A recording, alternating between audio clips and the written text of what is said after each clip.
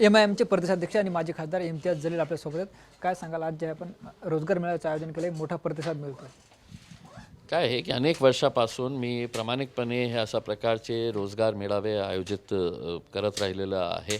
आमदार होतो त्यावेळीसुद्धा आणि खासदार होतो त्यावेळीसुद्धा अनेक रोजगार मेळावे आम्ही आयोजन केलेले आहे.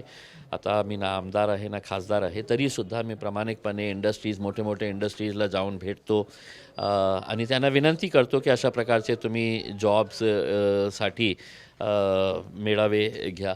आणि मी जे युवकांकडे मी जातो, सोशल मीडियाच्या माध्यमातून त्यांना विनंती करतो की तुम्हाला नोकऱ्या पाहिजे असेल तर अशा या दिवशी आपण कंपनीजला बोलवत आहे आणि तुम्ही पण या. तर माझ्या ऑफिसमध्येही इंटरव्ह्यूजची प्रक्रिया पूर्ण होते.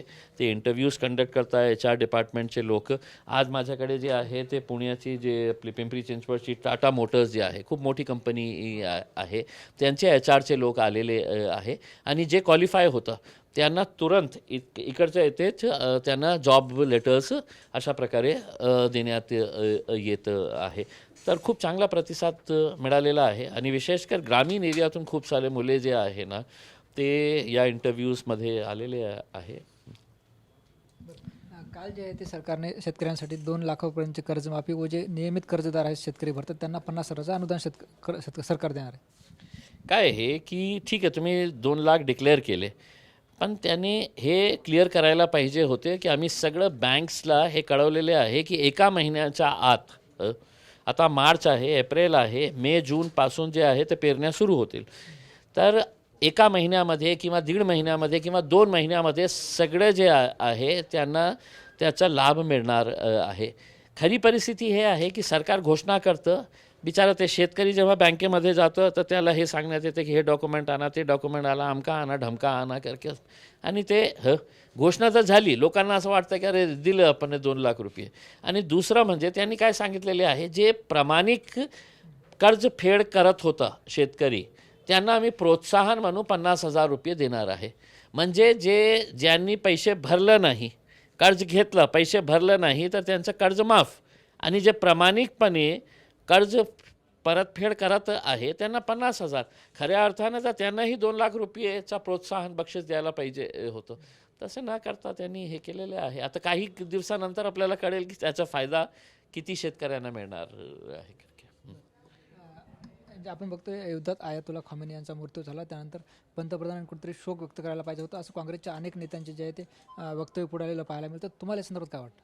नाही, काँग्रेसचं काय आहे, जगभरातून लोक हे प्रश्न विचारत आहे की आपला देश गांधीचा देश आहे, डॉक्टर बाबासाहेब आंबेडकरांचा देश आहे, आणि अशा प्रकारचा पंतप्रधान एकतर ते कशासाठी गेलं होतं मला माहीत नाही आहे, पण लोकांचा आणि मोठे जे ज्ञानी लोक आहेत त्यांचं म्हणणं असं आहे की एप्स्टीन फाईल्स आता खूप सारे बाहेर येणार आहे.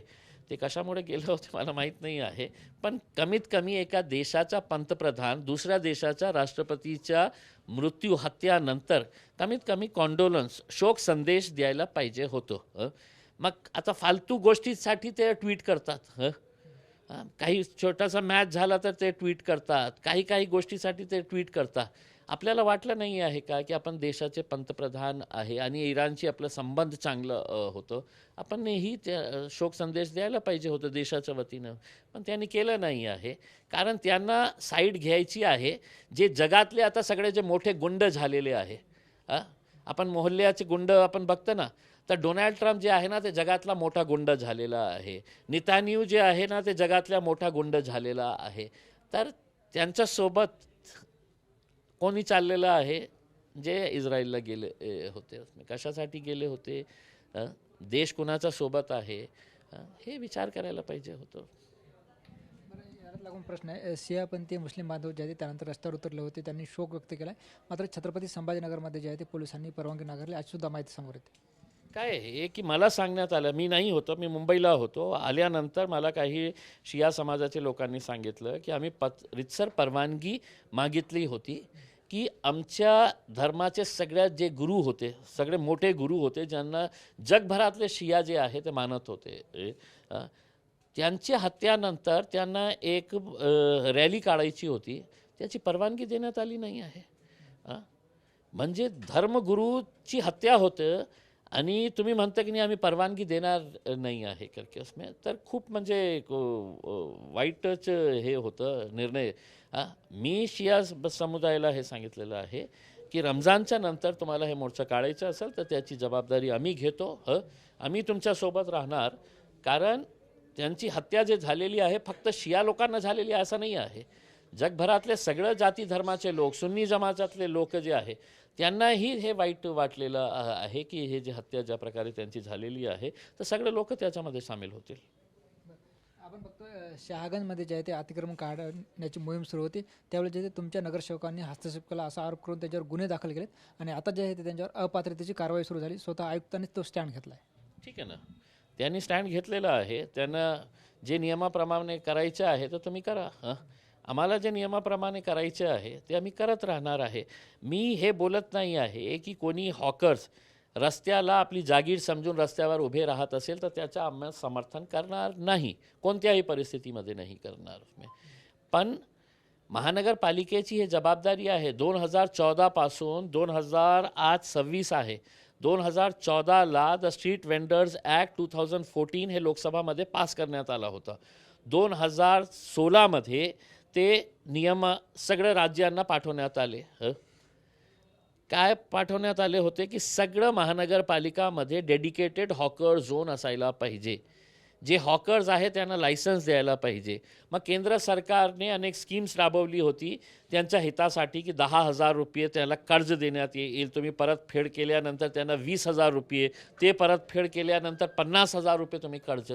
मग केंद्र सरकार एका साईडला म्हणतं की आम्ही त्यांना रिस्पेक्टफुली त्यांचा कारोबार करण्यासाठी जागा देणार आहे, पैसे देणार आहे, आणि दुसऱ्या साईडला तुम्ही त्यांच्यासाठी हॉकर झोन तयार करत नाही आहे, डेडिकेटेड स्पेस त्यांना देत नाही आहे.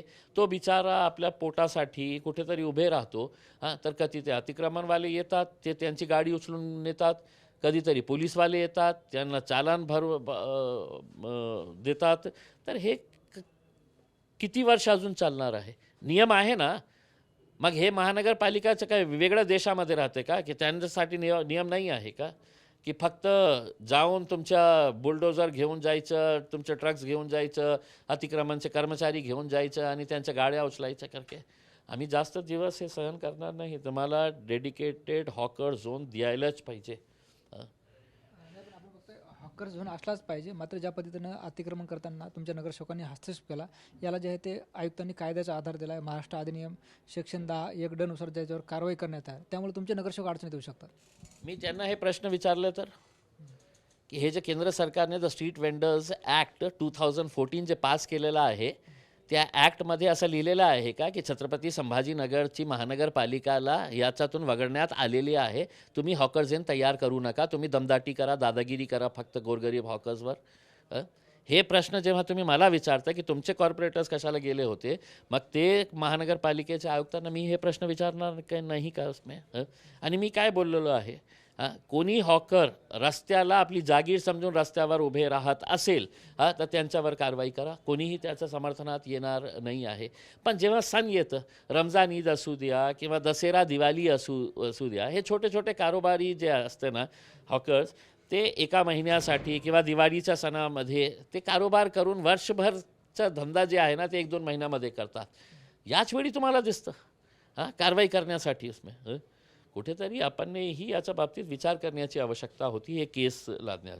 आता तुम्ही केस केलेले आहे, तुम्ही इन्क्वायरी करा आणि मी आपल्याला स्पष्टपणे सांगतो, मी कोर्टामध्ये सिद्ध करून देईल की जे लोकांचे माझे कॉर्पोरेटर्सचे नाव टाकण्यात आले होते त्याच्यापैकी किती कॉर्पोरेटर्स त्यावेळी उपस्थित होते आणि किती कॉर्पोरेटर्सच्या बळजबरीने नाव त्याच्यामध्ये ॲड करण्यात आले होते. ते आम्ही कोर्टामध्ये सिद्ध करू. मात्र यालाच लागून जे आहे ते MIMच्या नगरसेवकावर राजकीय हेतूनं कारवाई केली जाते असा सुद्धा एक आरोप जे आहे ते महानगरपालिकावर याच्यावर होता. काही असू द्या, माझ्यावर 16 केसेस होते. कुणाच्या दबावाखाली होते हेही माहीत आहे आपला. कोणत्या मंत्र्यांनी पोलिसला फोन केलं होतं, त्याच्यानंतर माझ्यावर FIR कशा प्रकारे रजिस्टर करणे. तर मी काय घाबरलं का? नाही घाबरले ना. तर मी माझ्या कॉर्पोरेटर्सलाही सांगितलेलं आहे जे लोक प्रामाणिक काम करत असेल त्यांच्या बाजूने उभे राहा, चिंता करू नका. FIR झालेली आहे करके FIR झाली म्हणजे त्याचा अर्थ हे नाही आहे की त्यांना फाशीवर लटकवणार आहे करके उसमें आम्ही कोर्टामध्ये जाऊ ना, आणि कोर्टामध्ये जाऊन सिद्ध करू. आम्ही कोर्टामध्ये जाऊन आम्ही प्रश्न विचारू महानगरपालिका की त्यांनी का हॉकर झोन तयार केलं नाही होते. पोलीस कमिशनरांना आम्ही तिथे बोलवू की आमचं कॉर्पोरेटर तिथे होतच नाही, मग तुम्ही दाखवा तुमच्या फोटो व्हिडिओमध्ये स्मार्ट सिटीच्या कॅमेरामध्ये की हे कॉर्पोरेटर होतं का तिथे, मग कुणाचं सांगण्यावरून त्याचं नाव ॲड करण्यात आलेलं आहे. हे सगळं प्रश्न विचारू. आम्ही घाबरणारे लोक नाही आहे. निश्चित आपण बघतो आपल्यासोबत इम्तियाज जलील होते ज्यांनी आपले संवाद साधला. कॅमेरा पर्सन हर्षल निकमसह ज्ञानेश्वर लोंढे, TV9 मराठी, छत्रपती संभाजीनगर.